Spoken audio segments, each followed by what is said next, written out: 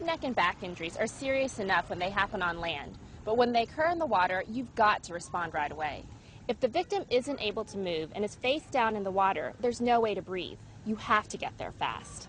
If you suspect a head, neck, or back injury, follow these general rescue procedures. Activate the emergency action plan, assess the victim's condition, enter the water safely, and perform an appropriate rescue. If possible, move the victim to shallow water.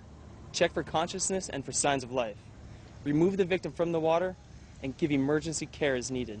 There are two different techniques we use to stabilize a victim's head and neck in the water: the head splint technique and the head and chin support. We'll start with the head splint technique for a victim who is face up in shallow water.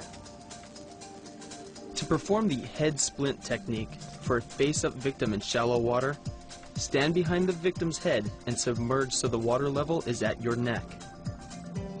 Grasp his arms midway between the shoulder and elbow. Gently place the victim's arms alongside his head and squeeze them together. This helps keep the head in line with the rest of the body. Reposition yourself to the victim's side as you secure the head with his arms. Position his head close to the crook of your arm, making sure that the head remains in line with the rest of his body. Maintain the victim in this position until help arrives. Check for consciousness and signs of life. If a victim is face down in shallow water, you can also use the head splint technique to turn her face up. Approach the victim from the side. Grasp the victim's arms midway between the shoulder and elbow. Place the victim's arms alongside the head and squeeze them together to keep the head in line with the rest of the body. Glide the victim slowly forward.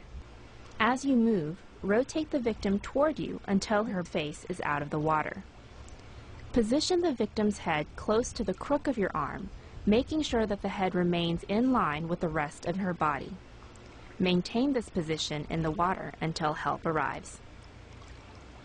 Check for consciousness and signs of life. The other technique used to stabilize an injury to the head, neck, or back is called the head and chin support. If the victim is face up, approach from the side. Lower your body to about shoulder depth in the water. Place one of your forearms along the length of the victim's breastbone and grasp the lower jaw. At the same time, place your other forearm along his spine and grasp the back of his head. Squeeze the forearms together, clamping the victim's chest and back. Hold the victim face up in the water until help arrives. Check for consciousness and signs of life. If the victim is face down in shallow water, you can use the head and chin support to turn him face up. Lower your body to about shoulder depth in the water. Place one of your forearms along the length of his breastbone and grasp the lower jaw. At the same time, place your other forearm along his spine and grasp the back of his head. Squeeze the forearms together, clamping the victim's chest and back. Move forward and rotate the victim toward you as you submerge.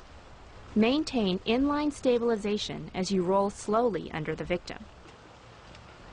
Surface on the other side, bringing his face out of the water. Keep him stabilized in this position until help arrives. Check for consciousness and signs of life. If the victim is in extreme shallow water, such as in a zero-depth pool, modify the head splint technique like this. Approach from the side. Grasp the victim's right arm with your right hand and his left arm with your left hand, and move the arm slowly and carefully into position until the head is secure between the victim's arms. Roll the victim toward you as you step from his side toward his head. Lower the arm closest to you so the victim's arms go over the top of your arm as you move toward the head.